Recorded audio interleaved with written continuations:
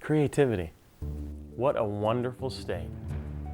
We'd all like to have a little more creativity in our professions, in our lives.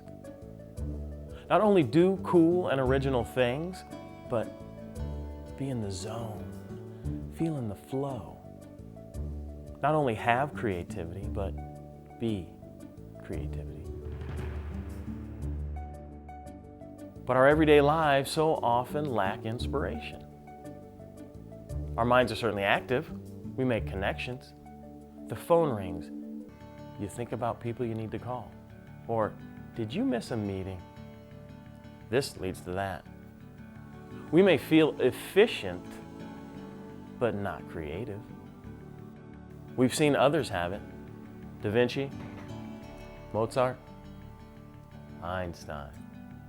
But me, I'm not wired that way. Or, I'm too old. Or, it's for kids. Or, people will think I'm crazy. Some say it can't be taught. Others say you can develop it. Then others say it's inside. A natural part of us all. We just need to let it out. In this film, in this experience, you are about to go on a journey. You will meet some of the leading experts in the field of creativity. Neuroscientists, hypnotherapists, a Zen monk, healers, life coaches, artists, and more. Each of us has our own unique path to creativity. Some of us will need to lighten up, while others need to be more grounded. You may need solitude, while others need the spark of excitement. Here, you will align your logical, emotional, and spiritual selves. What combination unlocks your creativity? It's all about cracking your creativity code. Let the journey begin.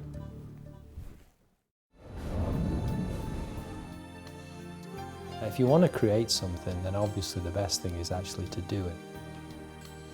And then take the first step that is necessary to do it.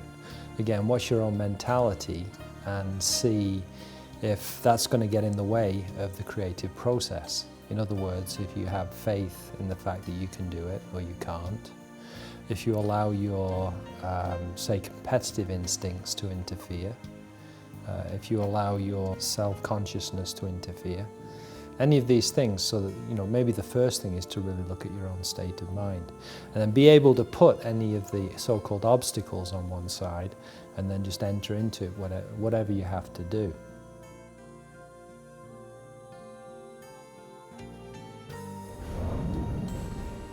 We are born to be spontaneous and creative.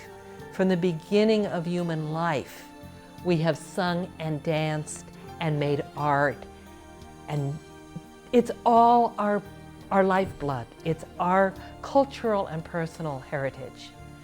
And right now, more than ever on the planet, we really need to help heal ourselves and the planet by being creative.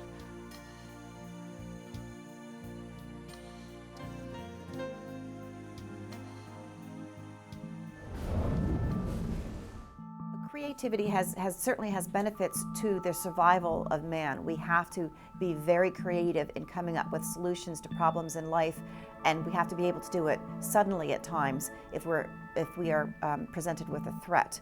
So creativity is one of the great human characteristics that has helped our survival, and we are wired to be creative. But we are wired to different extents from one to another to both generate creativity and also to inhibit creative impulses.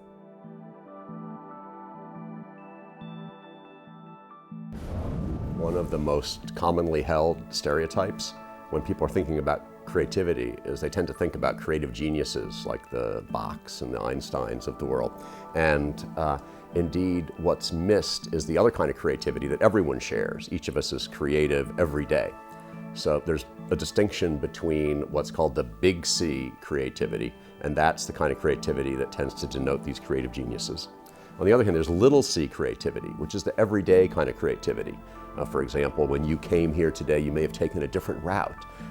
You may have thought of a new idea, a new way to prepare your coffee in the morning. Each one of these minor creative acts is also part of creativity.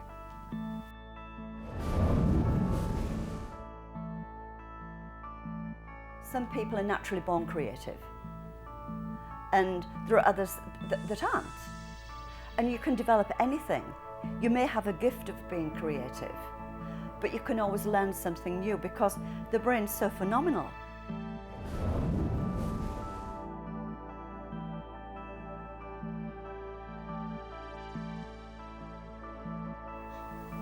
Your first creative act is simply to be here. Be present. Be still.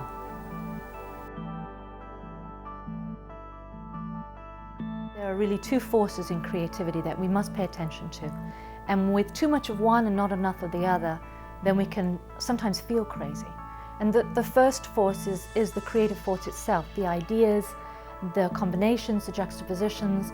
But then coming into that, we have to have a grounding conduit. We have to have some energy that's more guiding, structural, disciplined energy.